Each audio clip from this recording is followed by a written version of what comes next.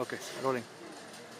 ನಾವೀಗ ಪ್ರಯಾಗ್ರಾಜ್ನ ಸ್ವರೂಪ್ ರಾಣಿ ನೆಹರು ಆಸ್ಪತ್ರೆಯ ಮುಂಭಾಗ ಇದ್ದೇವೆ. ಅಂದರೆ ನಿನ್ನೆ ನಡೆದಂಥ ಮೌನಿ ಅಮಾವಾಸ್ಯೆ ದಿನ ನಡೆದಂತಹ ಕಾಲ್ತುಳಿತ ಪ್ರಕರಣ ಏನಿತ್ತು ಅದರಲ್ಲಿ 30 ಜನ ಮೃತಪಟ್ಟಿದ್ದಾರೆ, 100ಕ್ಕೂ ಹೆಚ್ಚು ಜನ ಆಸುಪಾಸಿನಲ್ಲಿ ಗಾಯಗೊಂಡಿದ್ದಾರೆ ಅನ್ನುವಂತಹ ಆತಂಕದ ಮಾಹಿತಿ ಇರುವಂಥದ್ದು ನಿಜ. ಸೊ ಅದರಲ್ಲಿ 30 ಜನ ಏನು ಮೃತಪಟ್ಟಿದ್ದಾರೆ, ಕರ್ನಾಟಕದವರು ಕೂಡ 4 ಮಂದಿ ಇದ್ದಾರೆ.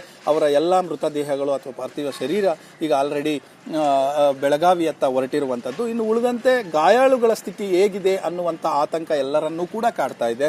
ಸೊ ಈಗ ನಾವು ಇರುವಂತಹ ಸ್ವರೂಪ್ ರಾಣಿ ನೆಹರು ಆಸ್ಪತ್ರೆಯ ಮುಂಭಾಗ ಇದ್ದೇವೆ. ಇದು PMSSY ಆಸ್ಪತ್ರೆ ಅಂತ ವಿಶೇಷವಾದಂಥ ಕಟ್ಟಡ ನಿರ್ಮಾಣ ಮಾಡಿರುವಂಥದ್ದು.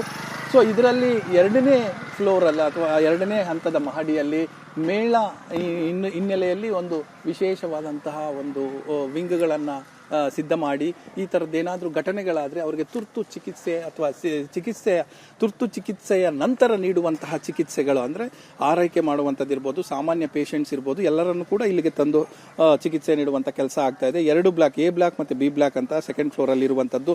ಇಲ್ಲೇ ಹೆಚ್ಚು ಕಡಿಮೆ ಒಂದು 60ರಿಂದ 70 ಜನ ಇದ್ದಾರೆ. ಇನ್ನು ಉಳಿದಂತೆ ನಿಮ್ಮ ಮತ್ತೊಂದು ಭಾಗದಲ್ಲಿ ಸರ್ಜರಿ ಡಿಪಾರ್ಟ್ಮೆಂಟ್ ಇದೆ, ಅಲ್ಲೂ ಕೂಡ ಒಂದಷ್ಟು ಜನಕ್ಕೆ ಚಿಕಿತ್ಸೆ ನಡೀತಾ ಇದೆ, ಅಲ್ಲೂ 45 ಜನ ಇರುವಂಥದ್ದು. ಅದರ ಜೊತೆಗೆ ಇನ್ನೂ ಕೆಲವರು ಟ್ರಾಮಾ ಸೆಂಟರ್ ಅಲ್ಲಿ ಕೂಡ ಇದ್ದಾರೆ. ಅಂದ್ರೆ ಅವರ ಸ್ಥಿತಿ ಗಂಭೀರ ಇದೆ ಅನ್ನುವಂಥದ್ದು ಇಲ್ಲಿನ ವೈದ್ಯರು ಹೇಳ್ತಾ ಇರುವಂತಹ ಮಾಹಿತಿ.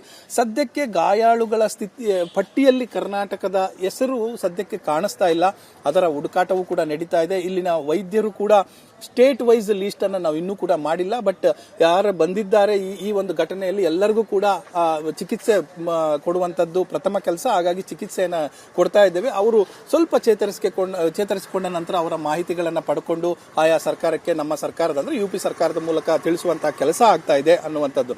ಮತ್ತೆ ಈ ಗೊಂದಲವಂತೂ ಇದ್ದೇ ಇದೆ.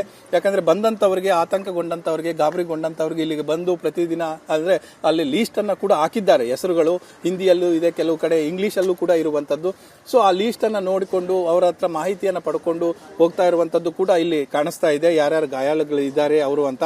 ಮತ್ತೆ ಸ್ಟೇಟ್ ವೈಸ್ ಇಲ್ಲದೆ ಇರುವ ಕಾರಣಕ್ಕೋಸ್ಕರ ಅದನ್ನು ನಾವು ಮುಂದೆ ಮಾಡ್ತೇವೆ ಅನ್ನುವಂಥದ್ದು ಇಲ್ಲಿನ ಆಸ್ಪತ್ರೆಯ ಸಿಬ್ಬಂದಿ ಹೇಳ್ತಾ ಇರುವಂತದ್ದು.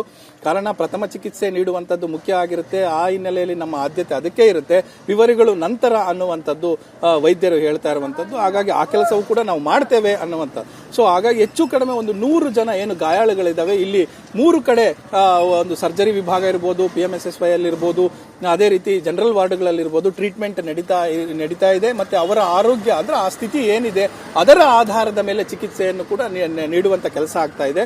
ಮತ್ತೆ ICU ಅಲ್ಲಿ ಇರುವಂತವರು ಕೂಡ ಎಲ್ಲರೂ ಪ್ರಾಣಾಪಾಯದಿಂದ ಪಾರಾಗಿದ್ದಾರೆ, ಬಟ್ ಅವರಿಗೆ ಇನ್ನೂ ಹೆಚ್ಚಿನ ಚಿಕಿತ್ಸೆ ಅಗತ್ಯ ಇದೆ ಅನ್ನುವಂಥದ್ದು ಇಲ್ಲಿನ MRO ಅವರ ಮಾತು. ಕ್ಯಾಮರಾ ಪರ್ಸನ್ ಕೈಲಾಶ್ ಜೊತೆ ಡೆಲ್ಲಿ ಮಂಜು, ಏಷ್ಯಾನೆಟ್ ಸುವರ್ಣ ನ್ಯೂಸ್, ಪ್ರಯಾಗ್ರಾಜ್.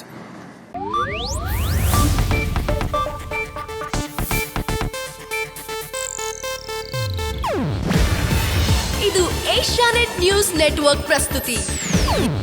ನೀವು ನೋಡ್ತಿದ್ದೀರಾ ಏಷ್ಯಾನೆಟ್ ಸುವರ್ಣ ನ್ಯೂಸ್.